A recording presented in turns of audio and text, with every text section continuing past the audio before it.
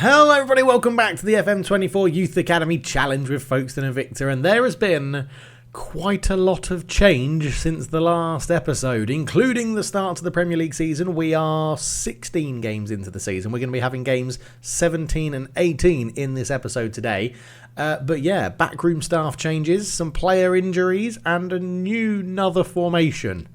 Let's get into it. Yes, hello everybody, fellow managers. First thing to note is we are 13th in the table, which is pretty good. 16 games played, 4 wins, 6 draws, 6 losses, a goal difference of only -8 and 18 points. Our position or aim for the year is to still be safe in the Premier League, and generally if we get more points than games, that's normally enough, because you play 38 games, 40 points is a good safety mark. So if you stay around more points than games, you're generally okay. And we've started the season reasonably well, definitely conceding less goals, definitely having much more in-game management as well to try and make the best of situations. The top 7, I would say, are still better than us and battering us most times, but we're giving most people in the mid-table positions a game and picking up some good results, and generally the teams below us we're beating. So we're in a good position. In terms of the FA Cup, we have got through into the third round where we're playing Man United,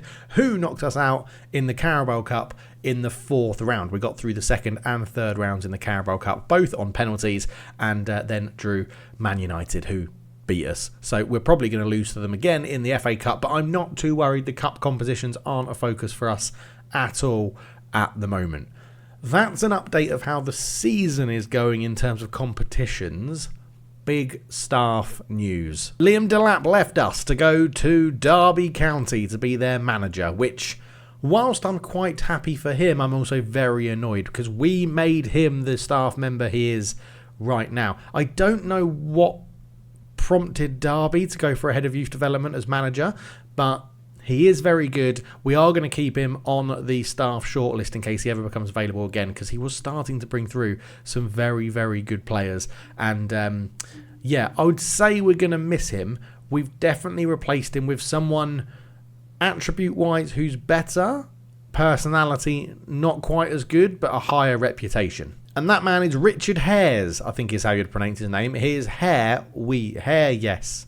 Richard Hare, yes, and he has hair, so yes. But look at him. I mean, he's determined. The reputation is like 2.5 star. Liam Delap was 3 star, but his rating is up to 5 star. He's an elite head of youth development, which is very, very nice indeed. And look at this, working with youngsters 19, judging player ability 19, judging player potential 18. He is in charge of bringing through the youth players and giving us updates on the youth players. We are trusting Richard Hares with our youngsters and their livelihood. He's on a much cheaper wage as well, which is pretty good. But yeah, he comes in to take over the head of youth development from Liam Delap, and all I'm going to say is first signs are looking good. And I know that these can't be trusted, but when you get you've got to be excited, right? When you get a preview of your youth intake and you have 6 positions which are B or above, with 5 of them being A's, that is very good. You just have to be excited. Fullbacks B's, striker A, wingers A, central midfielders A, centre backs A, goalkeepers A. Like, that's really good. That's really, really good, even for a preview. Now, you can get them where it says like C and D and E and get someone that's really good. You can get them where they say A and get a few which is more like good talents than elite talents. But given that we've got this with Richard Hares, who is so good at judging player ability and potential, you got to be excited, right? I'm very excited for March, which will be the next episode. We'll do this in December, come back for the youth intake in March. But this, I'm very excited. I'm very, very excited. And also match all of that with the fact that the board are improving our youth facilities and our training facilities, increase the number of coaches we're allowed, have given us an affiliate club, and are still expanding the stadium. Folkestone and Victor is moving in the right direction. here. Folkestone Invicting is definitely moving in the right direction. Our training facilities are going to be done in 2 months. Our youth facilities are going to be done in 3 months. We've got more coaches who we've brought in, which we'll go and have a look at in a minute. An affiliate club, we've got Shandong in China. So we're now getting income from China with the potential of youth kids coming in from there as well, which is amazing. And yeah, it's all just going very well. It's all going in the right direction for Folkestone Invicta. It's very, very good. So staff-wise, as it said, we've gone up to 20 staff, and we now have all of the best staffing in the league. Like, we have everything possibly the best it can be in the league, which is incredible. So we went out, we actually replaced our head of set pieces. We've now have Gary Butler, who has set pieces 20, motivating 20, and should be very good. He's very bad at tactical knowledge, but I'm not that fussed. We signed him from Sheffield Wednesday. In terms of the other coaching staff we brought in, I'm not going to go in and show you everyone, but you can see here very evenly spread around what we do. We now have 3 fitness coaches at the club, with the worst being 15, which I think is quite a good balance. On there, it takes care of everything we need. We have 4 goalkeeping coaches, all with the senior teams. We've gone a bit overboard with goalkeepers, but I'm very keen to get Haynes up to a Premier League standard goalkeeper. We brought in the best one being David O'Hare, who we are going to look at. We signed him from Chesterfield. He's really good. Like, ridiculously good. 18 for distribution, 17 for handling, 17 for shot stopping, 19 for motivating. Level of discipline and determination is good as well. I don't think I've had a better goalkeeping coach in the whole game than him, so very excited to get him working with Haynes in goal and our other young goalkeepers as well, obviously. And then, yeah, a host of different coaches that we've got. We've still got the likes of Matt Jarvis, Darren Gibson, Target, Fabian Delth, all in here as well. But we've sort of expanded how much we can do, and now that we can bring in coaches like this, and again, this guy joining from FC Halifax, like Continental Pro license down at FC Halifax, but tactical 20, technical 16, mental 14, defending 15, attacking 14. He can do everything. He can do everything other than fitness and goalkeeping, basically, but and set pieces. But for £1,300 a week, bloody brilliant. Absolutely brilliant. So very happy with how our coaching staff is looking at the moment, and very happy with everything that we're doing in terms of bringing people through. We've even gone out and got a couple of performance analysts as well, but yeah, we don't really utilise them too much at the moment. Now, a bit of negative news as we go and look at the squad. Anthony Haynes is injured. A problem because he's our first choice keeper. It's also a major problem because he's out for quite some time with a groin strain. 3 weeks is what they're saying. So we are going to have to be without Haynes for 3 weeks. And I'm going to plump for Joe Jones, who is so new to the club. I haven't given him a face yet. He came through the last intake, and he's not great, but he has the best potential, and he has the same ability as Michael Collins, who we've chucked down to the under-21s. So really, it's between Joe Jones. We can compare him with Michael Collins here. You can see, so Collins is a better shot stopper and better physical. Jones is quicker. Jones is better with distribution, which is something we do rely on, goalkeepers using their feet. Much less eccentric. Aerial, pretty similar. Communication, pretty similar. The difference will be that shot stopping and the physical nature of coming to claim crosses, but I'm not too fussed. And even if we compare Joe Jones with KD Beanie, who's our other young goalkeeper, I say young, he's 21 now, but yeah, never really played for the club. But KD Beanie, again, slightly better at shot stopping, slightly better aerially, but then Joe Jones is better at everything else. So I sort of feel like we're going to chuck Joe Jones in the deep end and see how he does. He's going to have basically 4 games, I think. He's going to have basically between now and the new year, and then hopefully Haynes is back in good time to come along. He is only a standard Vanarama national player, so I'm not expecting a great deal, and I sort of am expecting to now lose both the games we play because I think goalkeeper's so crucial, but we're going to chuck Joe Jones in, and we're going to give him a go. And other than that, results have been pretty good. As I said, it's been a pretty decent start to the season. We are rotating our systems a little bit more this year. We started with the 4-4-1-1 2 DMs, as it's listed here. We got a 2-2 draw, didn't we, in the last episode with Middlesbrough. We then followed that up with a 4-1 loss to Liverpool and a 4-1 loss to Tottenham. And remember I said in the Carabao Cup we were going to try the 4-3-2-1. It was really good. Yeah, they got a man sent off inside 10 minutes. We should have won the game, and then we won it on penalties. But then we used it again and beat Man United 1-0, playing very well. They got a man sent off late in that game as well. So we stuck with it for Millwall. Absolutely battered Millwall, and then they scored in the 94th minute to equalise. As you can see, it says there's 4 different variations of it, so we were moving, sort of tactically changing things up with it as well. So we stuck with it and got a 2-2 draw away at QPR. We drew 2-2 with Man City, which was absolutely incredible. We lost very narrowly 4-3 to Chelsea using it for the whole game. We beat Newcastle 3-2, and then we changed at some point in that as well to just tactically tweak it during the game, because you can see that you've done that because it lists it 3 different times as a formation. Nottingham Forest, we lost 1-0. We drew 2-2 with Wolves, lost to Man United in the Carabao Cup, beat Reading. You can see we switched formations to try and counteract what they were playing. We beat Reading 2-1, drew with West Ham 1-1, drew in Norwich 3-3, utilising that and changing to the 4-4-1-1 2DM in that one as well. Very disappointing. We were 3-0 up. No, we were 3-2 up in that, and then lost it with about 20-ish minutes to go. Southampton beat us 2-1, which is, it looks bad, but Southampton aren't as bad as in real life as they are in this game. Like, in this game, they're a European team. They're like continually finishing top 8, which is very clever, very good for them. Crystal Palace, we beat them 3-2. We got a 3-0 lead in this one, and no, we didn't. We went 1-1 and then took a 3-1 lead, and then managed to hold on at the end by changing systems and going a bit more defensive. And then we played Arsenal and lost 3-0. And as you can see from the formations listed, I think there's such a long list of them, I didn't really know what to do. They were just far and away better than us, and everything I tried, I couldn't counteract what they were doing.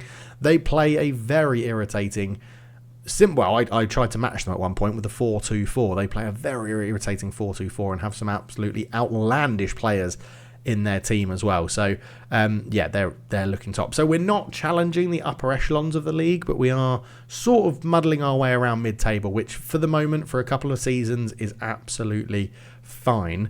We're going to get onto the 4-3-2-1 in a bit more detail, but in today's episode, we're going to be taking on Port Vale at the David Platt Stadium, because we're still playing at Brighton, and if we have time, then we'll do Aston Villa at Villa Park on Boxing Day as well, which should be an interesting game, and it will look like Joe Jones will be in goal for both of those games.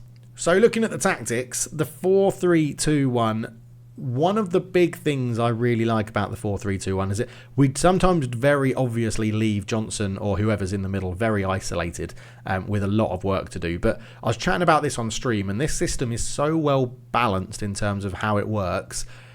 It's very good to use as you can set it up to be an underdog sort of tactic or a dominating sort of tactic, and we're using it at the moment in a sort of underdog sort of way, but we tweak it in game, and as I've mentioned, gone through it as well. But what I really like about it for this Folkestone team is that it gets all of our best players on the pitch. Carson, Balberia, Englefield, Noble, and Joseph. Quaidu actually starts ahead of Noble normally as well. So it's actually Joseph, Quaidu, Englefield, Balberia, and Carson all on the pitch at the same time. We don't have to worry about playing potentially one weaker player in central midfield just to get a 2-man partnership. It does allow us to do it. And I think it's paying pretty good dividends. It's freed up John Perry Joseph to play up front, which is where he now plays for England, because he's given up playing for the other nation he was. What was it? St. Lucian, I think he was. Was he St. Lucian? Yeah, St. Lucian. He played 3 international games for St. Lucian, none of them in a competitive scenario, all friendlies, and has now switched, it seems, to go and play for England. He's being capped at under-19 level for them and is scoring goals for the under-19s, which is very nice indeed. He has 5 goals for us this season. Kader Kuedu is in and out of the team with injuries, but again doing very, very well. Yet to be capped by the under-21 team, but has been capped by the under-23 team for France. He's developing very nicely as well. He is wanted, but Shanghai Port probably aren't going to buy him. I don't think... Yeah, he's got a release clause of 30 million, which I probably wouldn't be too upset if we got 30 million for him, because he's good, but I'm not sure if he's that good. Englefield up there, still our top goal scorer with 7. He is not improving as much as he was previously. He's also coming back from an injury. We have played him a couple of times in holding midfield just when we switch shapes, but what I don't... Yeah, it is still keeping him learning advanced forward and quickness for a bit of pace. But Yeah, we're not playing him back there. We're playing him sort of up here or in behind. And it actually gives us quite a lot of fluidity in the team as well, having these three players and, of course, having Jack Noble, who is playing very well. 4 goals this year. Looks like he's turning into quite a player as well. Another one that's got a little bit of an injury problem, but really not too bad. Wanted by Havant and Waterlooville on loan. I don't think they're going to quite get him, to be honest. And then, of course, we still have Paulinho Balberia on the left, who brings good physicals, not the best technicals, but just seems to deliver year on year. And Ryan Carson on the right is still doing very well out there. But interestingly, we do have players that are coming through. James Barnes is our key one, probably the best younger player we've got at the club, £14.5 million, very versatile. We've played him a couple of times in attacking midfield and he's got a couple of goals. So we're going to try and train him to play there a little bit more. Charlie Punter is coming through to sort of be a competitor for Ryan Carson on the right-hand side. Not played too many games this year, but did very well out on loan at Gillingham. And the Power BI suggests he should be very good on the right wing. So we're going to be trying Charlie Punter a little bit more for the back end of the season. He's rotating with Carson on that right hand side. On the left we do have Aaron O'Hara, who I think I spoke about before, but he's a good up-and-comer as well, 20 years old, not the greatest amount of potential, but does have attributes in the right place and could do a decent job for us again. 3 appearances, not the best average rating so far, but doing a decent job when he plays. And then we've got Andy Hessenthaler's grandson, Alex Hessenthaler, on the bench at right and left back, doing a solid job whenever he comes off the bench. We're getting more and more people through the youth team, which are potential championship standard players, which is exactly what we need. If you give me a team full of championship standard players, I reckon I could win the Premier League, because once you know how to play Football Manager, that's just what you can do. And I think that brings us pretty much up to date with everything. I don't think I've missed anything. We've had a couple more loans going out, but none you need to really worry about. Bigger Kasongo is probably the best player that we've sent out on loan. He's dropped down a number of divisions to go and get some good game time to Hemel Hempstead, and he's played 3 games and got an average rating of 7, so not doing too badly down there at all. But all in all, very happy with how the season's going. And now we're going to go and take on Port Vale, who are no longer managed by Ben Foster. He has left them, and we're going to go and change this up. So we're going to chuck, as I said, Joe Jones will be going into the deep end for his debut for the club. Craig Jones is also injured, so we'll bring Raphael Gardner back into the starting lineup, and we'll bring Hayden Jones onto the bench. 1, 2, 3, 4, 5, 6, 7, 8, and then we need Katie Beanie as the goalkeeper sub on there. But I don't think we're going to change much else. Joseph, Englefield, Kuedu, Balberia, Johnson, Carson, Taylor, Reese, Gardner, Hole, and Jones in goal. Kuedu suffering a little bit with match fatness. 75 minutes of action. We do have Jack Noble on the bench that can play. Will Phillips is another one, getting a little bit of game time because of his physical nature. We have played Shuaibu in a handful of substitute appearances. It does look like he can't quite keep up with the pace of the Premier League, but he's getting a few game times here and there. And because we're not fussed about the cups, we'll probably chuck Shuaibu into the cup games. But hopefully you've enjoyed that update. We're going to go and play Port Vale. I need to go and change it back to 3D and all that good stuff. So I'll get into that, get that done, and we'll be back for kickoff. Right, there we go then. All the settings changed, and it's going to be Port Vale to start us off with the ball into the box. Headed away. Englefield flicks it on. Carson can turn. And, we've got... Englefield was running. That's a Mokhtar flying into a tackle on Carson there. He did win the ball, though, which was good for him, because I think if he had caught Carson's legs, he probably would have been sent off. Niang into Mokhtar. Ball through. Oh, it's got through to Paderno, and that is going to count. And now that could be a communication thing from the goalkeeper, which is a concern with Joe Jones in there. But yeah, Niang came through here. That all stemmed from Mokhtar's absolutely rash tackle. Mokhtar laid it through, took a little deflection. It's a good finish from Paderno. Yeah, Joe Jones just didn't react quick enough. It's not going to be a glorious clean sheet for him. Oh, they're playing a 4-4-2. Let's go through the middle if they're doing a 4-4-2. Try and get the ball into these 3 here and overwhelm their 2 in the middle is what we want to try and do. But yeah, we'll see. As I said, I'm expecting to lose both these games just because we've got Joe Jones in goal. Johnson with a corner swings it in. Reese is there, heads it onto the top of the net though, and can't get it on target. But yeah, it's a tough time for us because Haynes is so much better than everybody else we have as a goalkeeper option, it's very tough. And this is the first injury he's got since he's been our first choice keeper. So, yeah, we'll see. I mean, Joe Jones is doing well, 7.1 out there. But Port Vale are definitely having the better of the game. So I'm wondering if we just change this up a little bit. Let's not pass it into space. We'll try and work the ball into the box and just take our time with it a little bit more. Try and just dominate the ball. Maybe we'll just drop our... They're not really getting in behind us. Because the other thing I've noticed with us playing very high up the pitch with Haynes behind us is very, very good. But we do have a free kick here. And this could be... Yeah, it's Kuedu that's going to take it. He's not scored too many this season. Doesn't score that one. Good save from Thorndike. So a couple of minutes to go till half-time. This might be one where we have to change to a more advanced attacking system. That's not a great corner into the box. As Paderno is tackled by Balberia. Reese, Kuedu, Johnson. Goes back to Carson. Just back to Reese. We've sort of lost a bit of the momentum there on that attack. But yeah, so we're not really creating enough. Port Vale, I imagine, sitting quite deep. They've had the better of it as well. So, show me something else in the second half.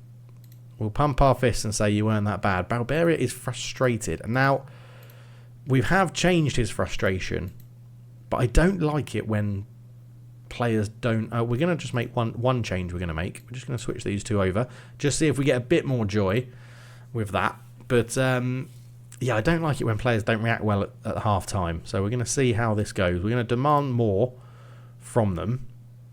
I mean, we're getting shots off. They're just not... They're not good chances, so to speak. Dimopoulos is over it. Now, you could argue that... it's 2-0. You could argue that Port Vale is a team that we should be beating. So, we're just going to change it here. Let's get Joseph back up front. We'll just put Kuedu at holding midfield. No, we'll put Englefield back there. He is the better all-round of the three. Yeah, like you could argue we could go attacking against Port Vale. And maybe it's too late, but... I don't know. The 4-4-2s are irritating. So many teams play them in the Premier League in this save that you think I'd know how to beat them. But I can't seem to beat them at the moment. It's proving to be very, very irritating. Right, Lucas Hull off. Hess and Tyler on for him. We'll get Perry Joseph off for Will Phillips up front. Englefield off for Barnes in attacking defensive midfield. Let's do Carson for punter because I was talking about him earlier. And Kuedu isn't playing great either. Let's bring Jack Noble on. So all of our subs in one fail swoop. But it looks like we're going to be losing 2-0 here. And Port Vale have been the better team. It's another loss to Port Vale, which is very irritating. They play well to their strengths. Mokhtar gives the ball away into Frank Noble. Puts it into Barnes. Knocks that one back to Reese. That's a poor pass out, isn't it? Mokhtar is there. Gets around his man. Cuts it back. There's another goal. And, I mean, I'm not blaming Joe Jones. But I think this is a different outcome, right? Joe Jones has had a decent game for his debut. Centre-backs have had a shocker, 6.0 and 6.3. He's not had much support in front of him. I'm going to berate them. I'm not happy. Yeah, it's just a little bit annoying, isn't it? Taylor... But, I mean, we can't even throw the ball to our own team. Frank Noble on the edge. Johnson. Taylor. Tackled well by Mokhtar. Taylor on it again. Goes back to Reese. Reese just holds it up into Taylor. Barnes flicks it on. Noble into Phillips. Phillips! Great finish from Will Phillips. 3-1. It's a little bit too late.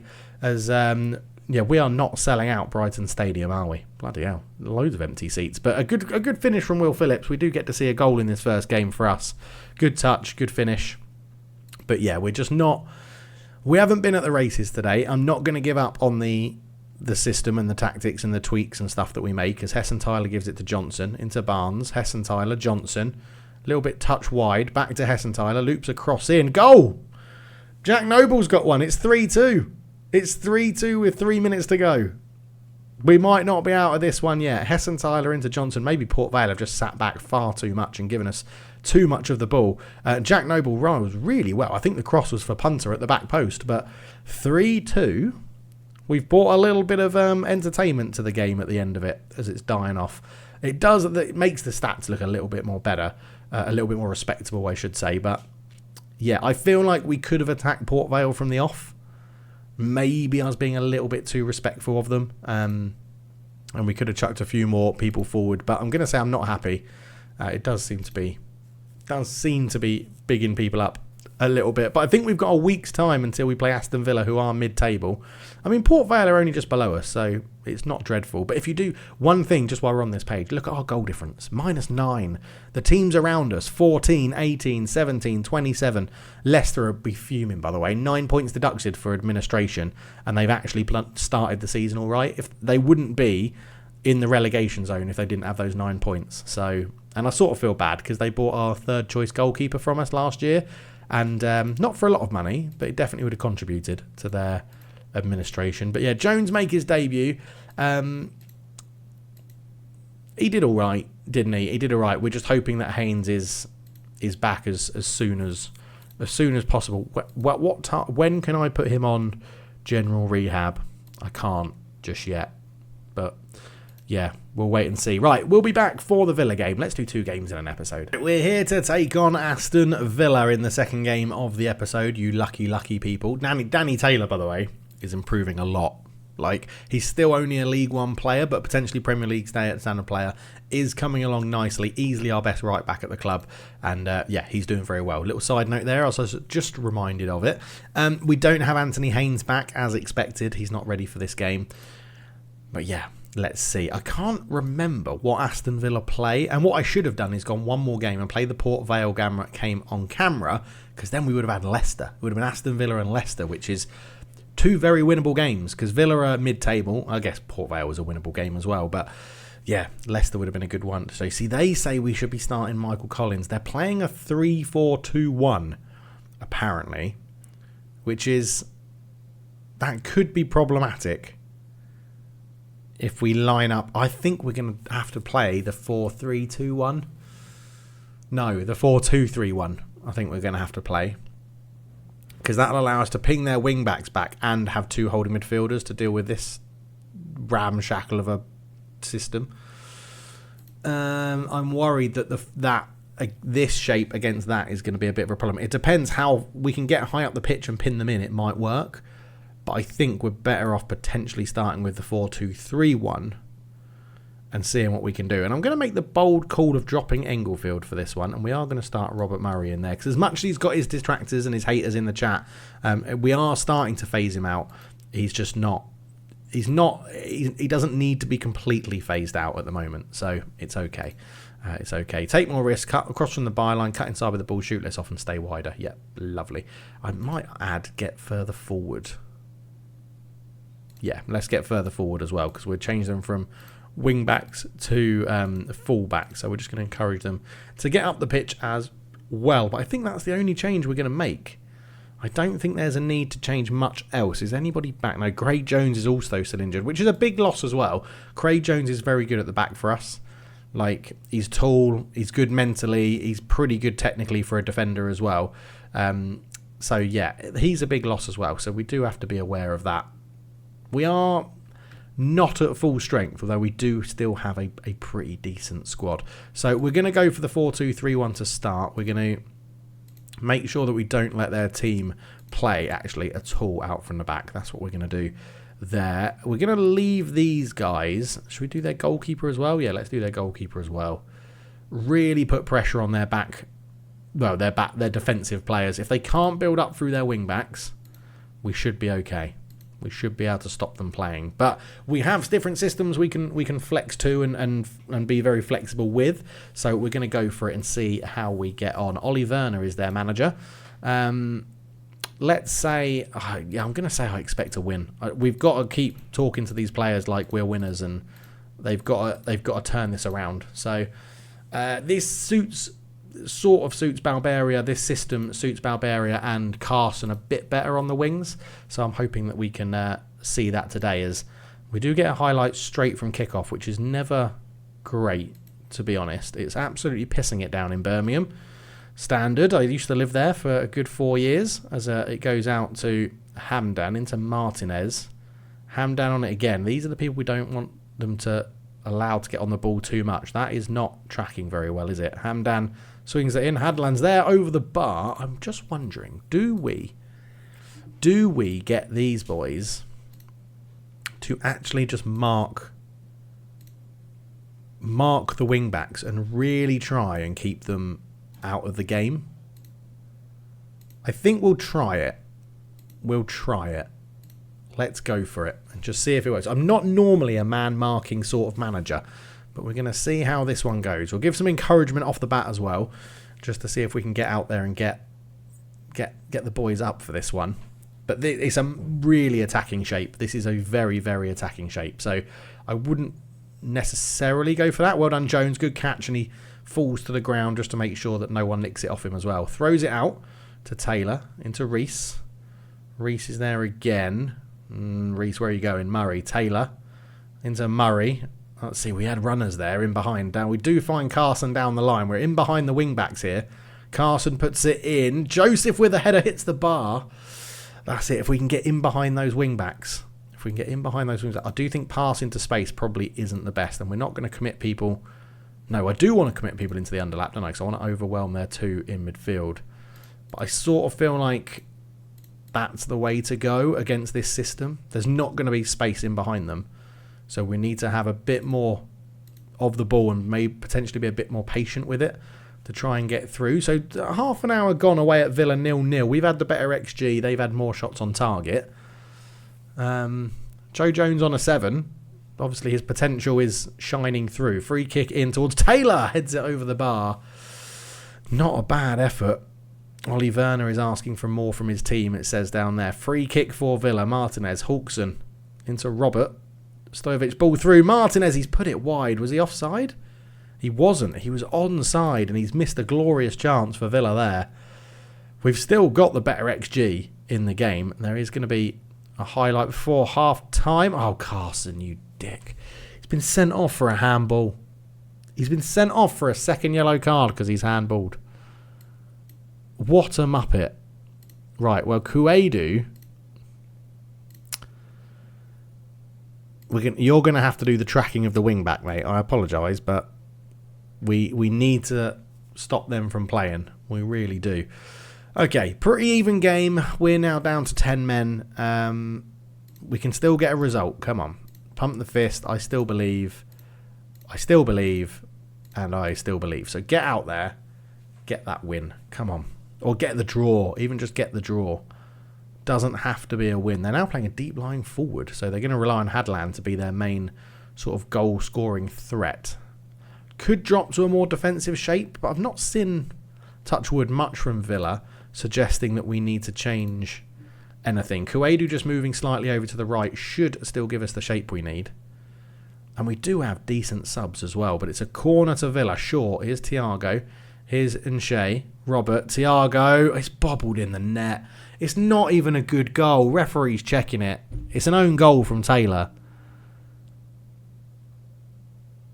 It's been given. It's not even a good goal.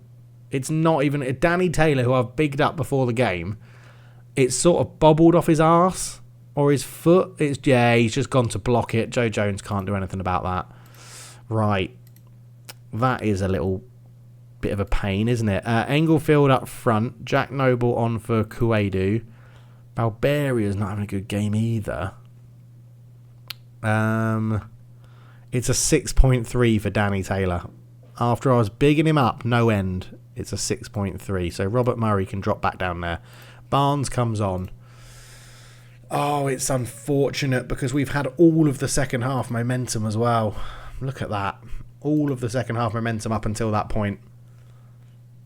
It's very unfortunate.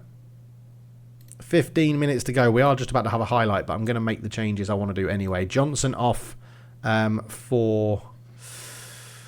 Who do I want to put in there? Phillips is very good and physical. So that could be the move. Or we'll do Jones on and we'll move Reese up there. Murray's now got an injury at right back. Bloody hell. He's got to come off for Hessen Tyler. Not the last sub I wanted to do, but we're going to go for it anyway. It does cancel the highlight, which couldn't necessarily help with that. Look at that. An XG of 1.1. They've had an XG of 0.64. And we're going to be on the losing end. We've been the better team with 10 men. just couldn't make it count. It's going to be 2 losses in the episode as well, which is very frustrating. Because I've started this being like, oh, we're in good form. The formations are working. We're mixing it up as we play. Just in this game, bad run of the green, I think. Because Joe Jones, he couldn't do anything about the goal. We've got 7 minutes of time added on. It's just a little bit frustrating. I mean, it's massively frustrating, but it is what it is. We have stopped Villa playing. They've scored an own goal from a low cross. Very irritating. And we played 45 minutes with 10 men. And their goalkeeper got man of the match. What more could piss me off in Football Manager? I'll say we should be happy, because I think with 10 men we did play well. But yeah, that's going to cost us. We dropped to 16th. We're still on level points for how many games we've played. We've got a game in hand on a few teams above us as well, which is nice. We can move up the table. And next up is Leicester, who sit bottom of the table on 4 points. So that should be a win. But you can't count your chickens in this game, can you? So let's see. Carson's going to be suspended for the next game, as is Johnson in there as well. We'll just give everyone a day's rest because there's such a short turnaround time before Leicester. But yeah. There we go. Let me know your thoughts down below. I hope you enjoyed the episode. Always keen to hear what you guys have got to say in the comments. And I'll see you in the next one. Cheers.